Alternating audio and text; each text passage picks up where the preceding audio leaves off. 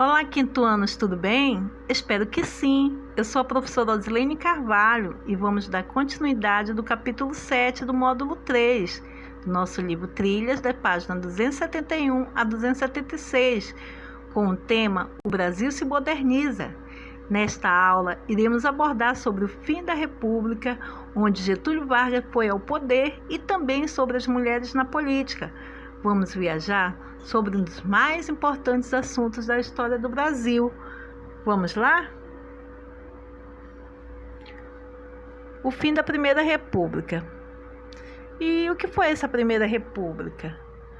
Bom, a Primeira República é o período da história no Brasil compreendido com o fim da monarquia em 15 de novembro de 1889 até a Revolução de 1930. Também foi denominada pelos historiadores de República Oligárquica, a República dos Coronéis e República do Café com Leite. Vocês estão lembrados? Onde essa era, alunos, teve início com a Revolução de 1930, onde expulsou do poder a oligarquia cafeeira dividida em 3 momentos. E quais foram esses momentos? Foi o governo provisório de 1930 a 1934, governo constitucional, que nós vamos falar mais adiante, que foi de 1934 a 1937, e o Estado Novo, de 1937 a 1945. E vamos descobrir também quais foram as causas, que fez com que também chegou a Era Vargas. Uma das causas foi a insatisfação de vários grupos, tanto políticos como os fazendeiros. Eles queriam uma participação mais afetiva, na política do país. Eles tinham vocês lembram da aliança do café com leite, dos paulistas e mineiros? Pois é, essa aliança entre paulistas e mineiros foram desfeitos, onde os paulistas lançaram seu próprio candidato para presidente, com o nome de Júlio Prestes. Os mineiros, então, revoltosos, se aliaram aos políticos do Rio Grande do Sul e Paraíba, e aí eles formaram a Aliança Liberal, lançando a candidatura do Getúlio Vargas. Getúlio Vargas era lá do Rio Grande do Sul. Ele perdeu nas eleições, sabia? Porém,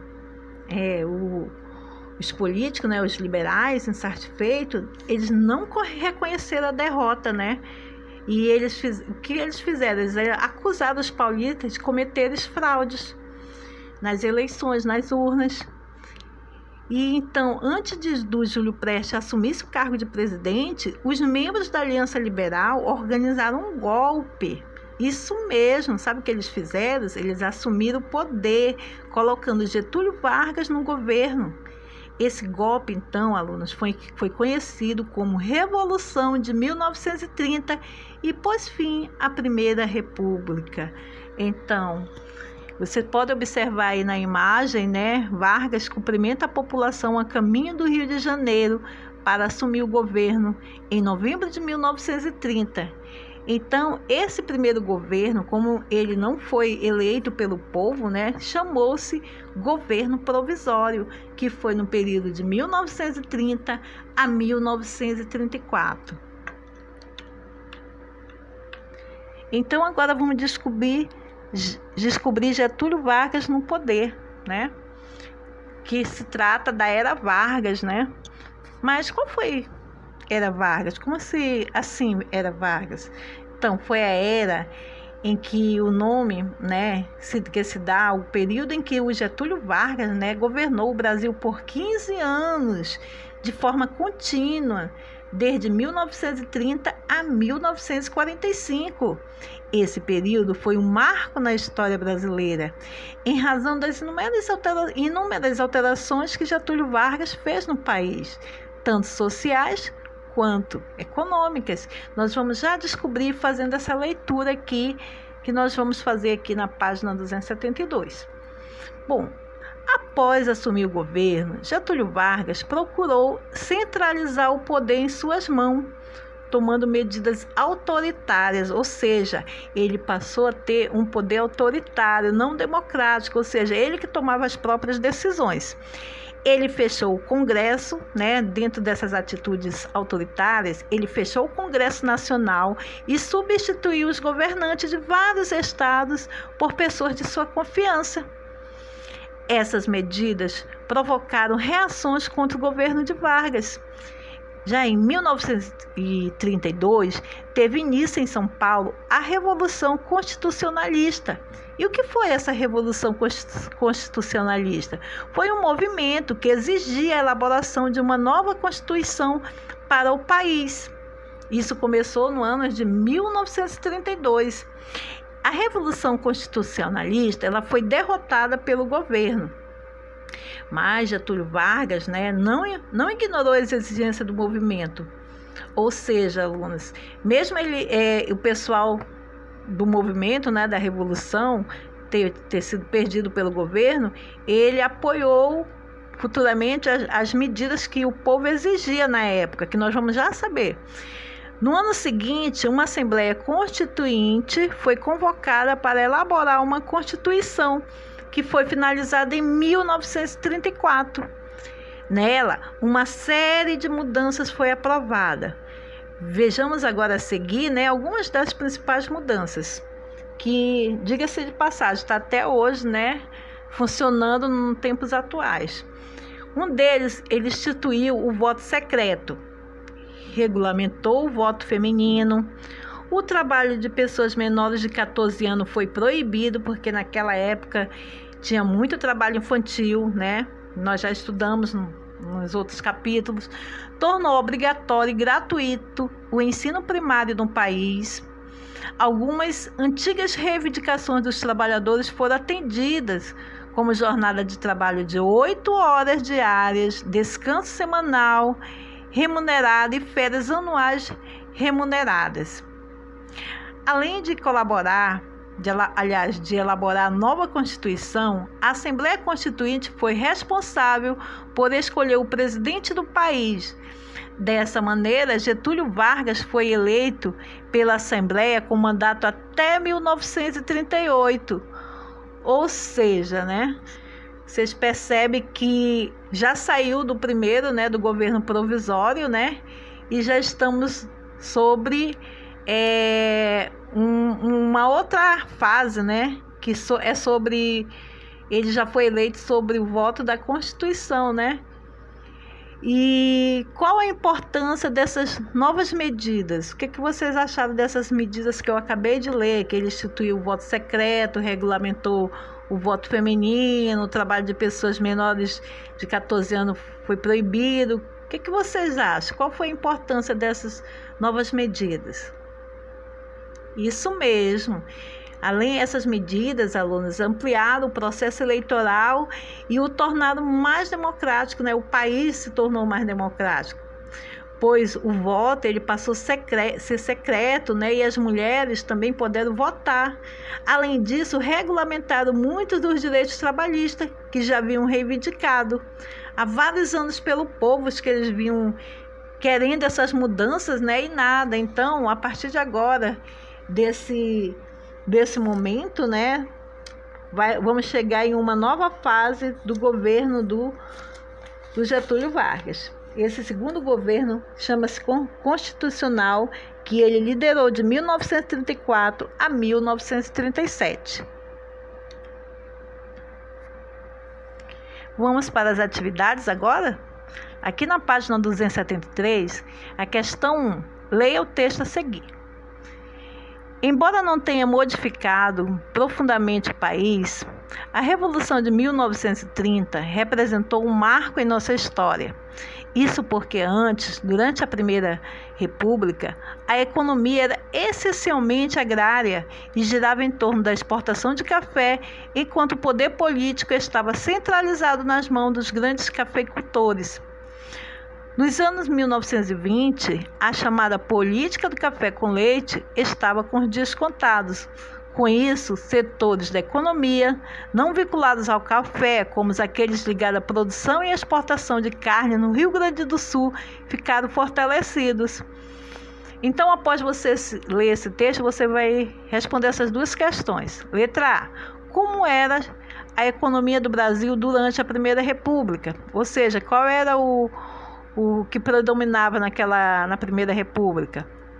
Letra B. Segundo a autora, por que a Revolução de 1930 representou um marco na história do Brasil? O que vocês acham? Pense bem, se for possível, se não entender, leia novamente o texto, que a resposta está totalmente nesse texto, tá bom?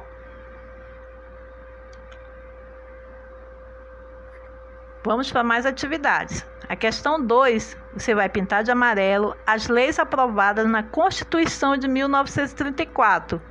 Ou seja, você pode voltar o texto e verificar quais foram essas leis e vai pintar o quadrinho de amarelo. O voto passou a ser secreto? Sim ou não? Se for sim, pinte de amarelo. Férias anuais remuneradas? Sim ou não? Se for, pinte de amarelo. As mulheres puderam votar? Sim ou não? Se for, pinte de amarelo. A jornada de trabalho passou a ter 12 horas diárias? Sim ou não? Se for, pinte de amarelo. Então, eu vou dar uma dica para vocês. Somente um dessa atividade da questão 2 está incorreta. O que você vai fazer? Nessa alternativa errada, você vai colocar a resposta correta no seu caderno, tá bom? É só colocar exercício da página 273, resposta correta, e você vai colocar lá. Tenho certeza que você vai conseguir, afinal de contas, vocês são muito inteligentes. Vamos falar agora sobre as mulheres na política, ou seja, nessa época da era Vargas, né, do Getúlio Vargas, a mulher ela teve maior participação política nesse período. Então vamos fazer a leitura agora?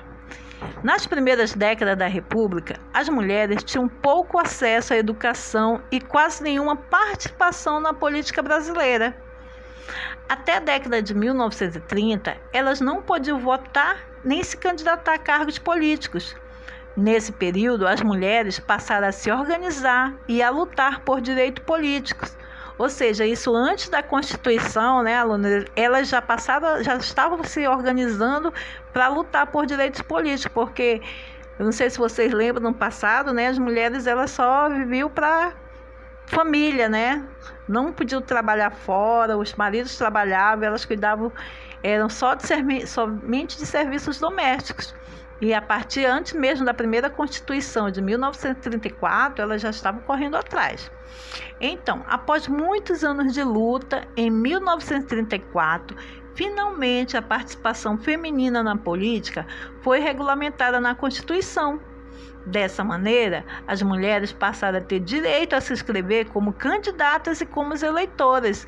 Olha que bom, que interessante, né? Então, elas até já passaram a ser, não só como eleitoras, mas também como candidatas, porque no passado só os homens que tinham direito a ser, né, candidatos. No ano de 1920, surgiram vários grupos titulados, ou seja, isso antes da primeira Constituição, 1920, Ligas para o Progresso Feminino, que foram o embrião da Federação Brasileira pelo Progresso Feminino, que teve papel fundamental na conquista das mulheres do direito ao voto.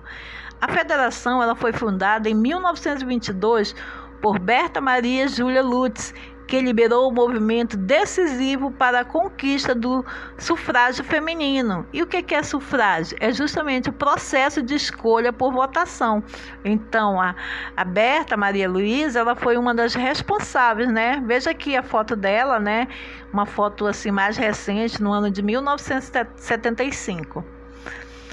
Em 1933, a médica paulista Carlota Pereira de Queiroz foi a primeira mulher a ser eleita deputada federal. Olha que interessante, né?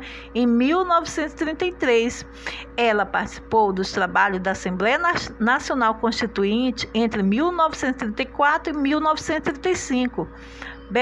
Berta Lutz, líder na defesa dos direitos jurídicos da mulher, foi convidada pela deputada Carlota para trabalhar em conjunto na Constituinte.